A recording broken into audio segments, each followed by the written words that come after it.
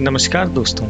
गंगा को हिंदू धर्म में एक देवी के रूप में पूजा जाता है जो तीनों लोकों स्वर्ग, पृथ्वी और पाताल से बहती है।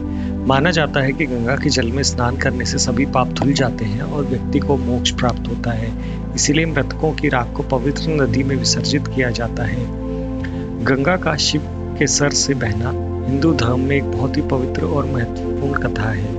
यह कथा राजा सागर की है, जो कि भगवान राम और भागीरथ के पूर्वज थे और राजा सागर के 60,000 पुत्र थे। एक बार राजा सागर ने राक्षसों को पराजित करने के बाद अपनी श्रेष्ठता घोषित करने के लिए अश्वमेध यज्ञ का आयोजन किया था। स्वर्ग के स्वामी इंद्र इस यज्ञ के परिणामों को सोचकर भयभीत हो रहे थे, इसलिए उन्होंने यज्ञ के अश्व को चुराकर कपिला मुनि के आश्रम में छोड़ दिया, जो वर्षों से गहरे ध्यान में थे। राजा सागर ने अपने 60,000 पुत्रों को अश्व ढूंढने के लिए भेजा, जो कि उनको कपिला मुनि के आश्रम में मिला। यह देखकर उन सभी पुत्रों ने सोचा कि इस अश्व को कपिला मुनि ने ही चुराया है और उन्होंने कपिला मुनि के आश्रम पर आक्रमण कर दिया। कपिला मुनि गहरे ध्यान में थे और अशांति सुनकर उनका ध्यान भंग हो गया और कपिला मुनि के इस क्रोध के कारण उनके शरीर से अग्नि निकली। राजा सागर के सभी पुत्र जलकर भस्म हो गए।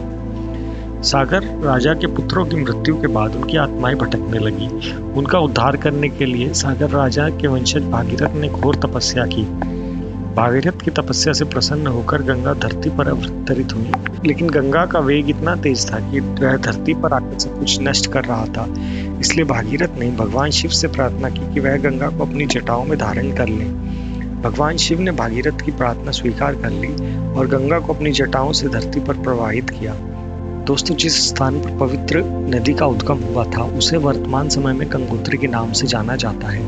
गंगा की 7 धाराएं भागीरथी, जाह्नवी, भिलंगना, मंदाकिनी, ऋषिगंगा, सरस्वती और अलकनंदा हैं, जो देव प्रयाग में गंगा में मिल जाती हैं। जिस चट्टान पर राजा भागीरथ ने तपस्या की थी उसे भागीरथ शिला कहा जाता है और क्योंकि गंगा नदी भगवान शिव की जटाओं से उत्पन्न हुई है, इसलिए इसे जटाशंकरी भी कहा जाता है और भगवान शिव को गंगाधर रूप में भी पूजा जाता है।